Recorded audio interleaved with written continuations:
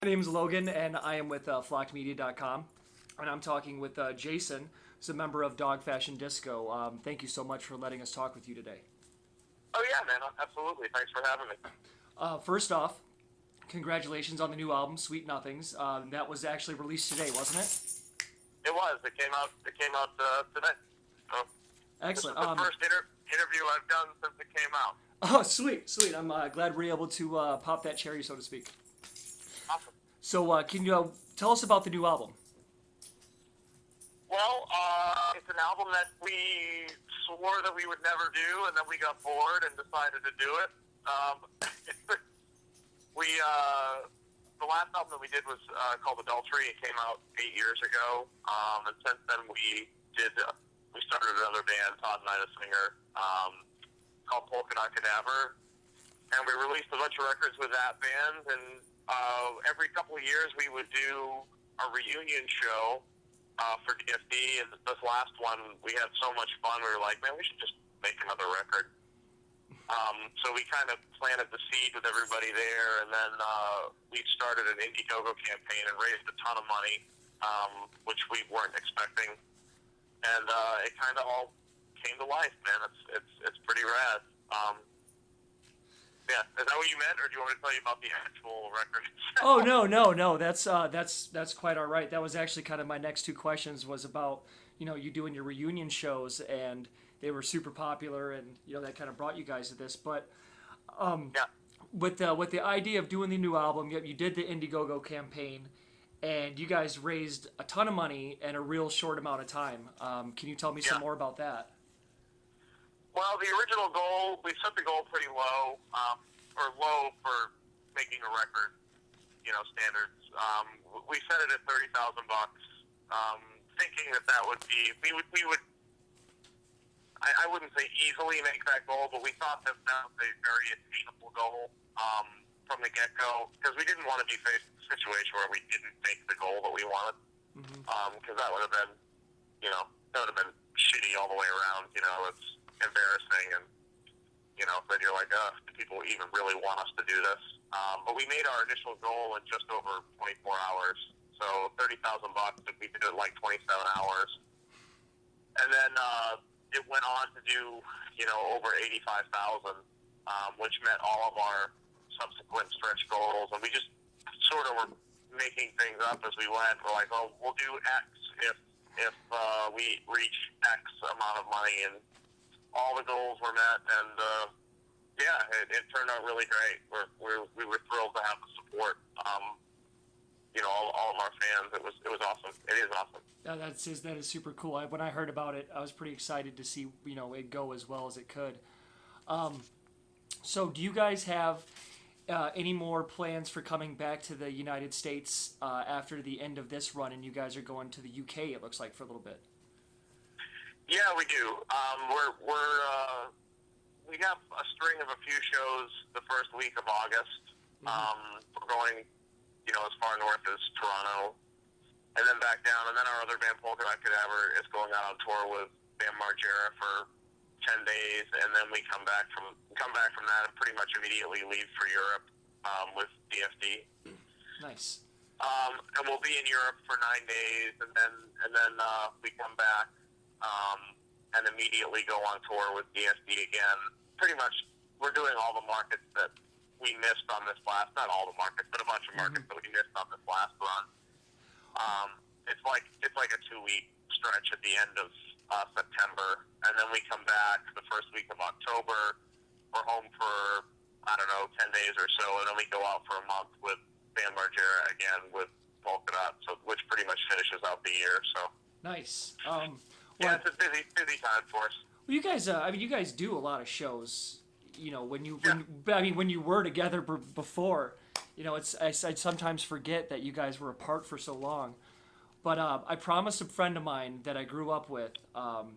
He's also a big, huge fan, and he said to remind you that Fayetteville, North Carolina, how do you put it, has a small army of fans, and you guys better get your ass back there. Well, we are playing Fayetteville, North Carolina in September, so tell him that we will be back there. Nice. Well, that's excellent. Now, For those poor souls that don't know Dog Fashion Disco, just because you can describe it best. Tell us a bit about who you are as a band. It's a well, I guess you'd call it it's basically a five-piece band. Although we've sort of made Matt, our saxophone player, an official member, although he can't play all the shows with us. So I guess it's a six-piece band. But we are at the core a rock metal band that does a bunch of experimental stuff and ventures out into jazz, country, pop, reggae, any number of things that we kind of infuse with a heavier sound.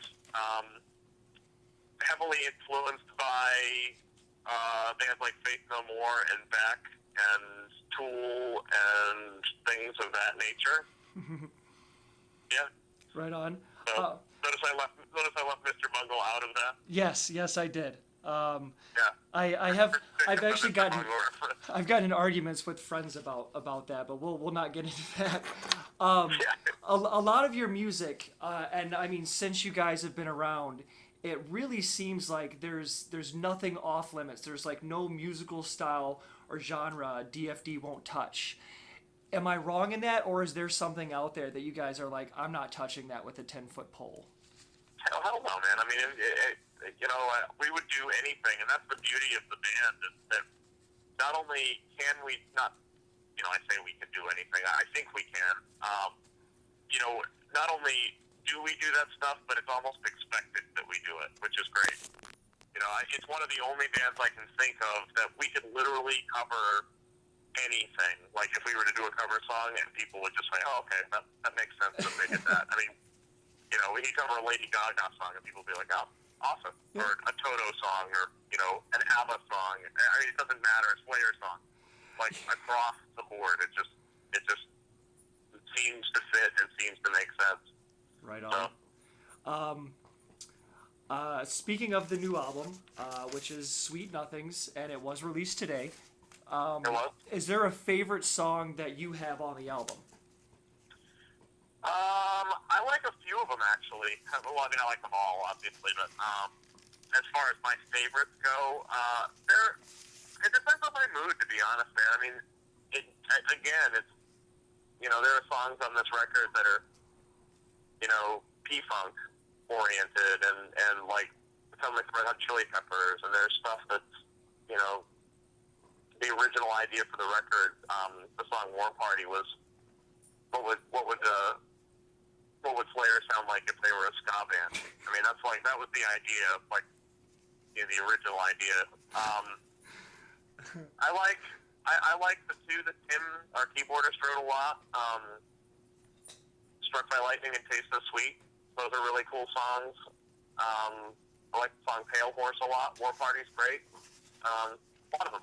The whole record turned out really well. No, I did get a chance to hear it. It is absolutely fantastic.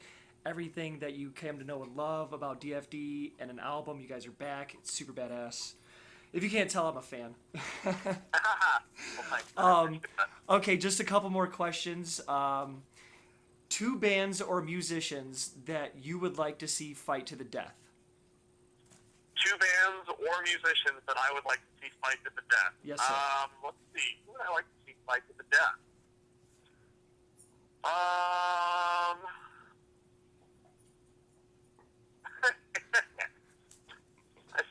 don't really know. I guess I would like to. I mean, I guess we should throw Metallica in there somewhere. They should fight to the death with, like, say, I don't know. Who's tough?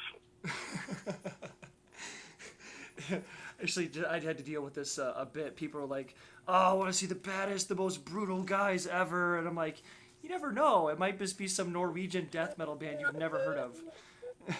Yeah. Actually, I'm gonna change my Metallica. I'm not gonna put Metallica. We'll go Dimmu Borgir, or the fuck you say their name. And who else can we get rid of and never hear from? Amon. Yes, those two. Fight to the death. There you go. Whoever loses, fantastic. That's great. Excellent. Rid the world of their bullshit, that would be great. See, it's too bad we can't really have this in us as a society. We just go, who are we just so sick of seeing and hearing of? Let's have them fight for our amusement. Actually, you know what? I guess I would renege that as well. I would just go for like what's the flavor of the month like screamo bands now? There must be one. Oh God, I was like Asking Alexandria or something. Get rid of them. Yeah, we could do that. Let's do them and some. I mean, who the fuck else sounds exactly like them? It probably starts with an A as well. I don't know what in this moment or something. I don't fucking know. That sounds bad. Yeah. Or we could just shoot Asking Alexandria and get it over with. Oh, we can do that. All right. So your last question, Sure. And in my research, I kind of found this weird. At first, it led me to a picture of a garage, but on your guys' Facebook, it actually lists in your band's address a real address in Baltimore. Now, is that someone's actual house? And if it is, are you not worried about dog fashion disco crazy stalker ladies? No. Yeah, that's my address. I'll call you back when crazy stalker ladies show up. But I'm not expecting that to happen.